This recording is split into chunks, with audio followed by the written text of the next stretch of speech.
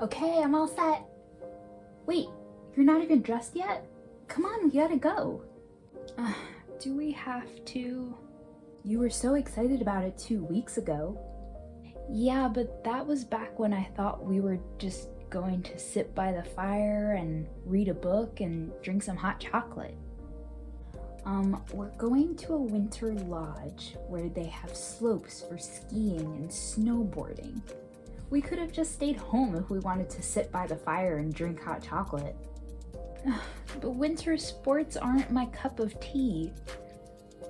Or any sports for that matter. If something is not your cup of tea, it means you're not interested in it or you don't like it. If you enjoyed this video, please give it a like.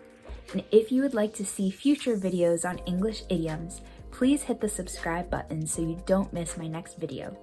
Thanks for watching, and I'll see you next time.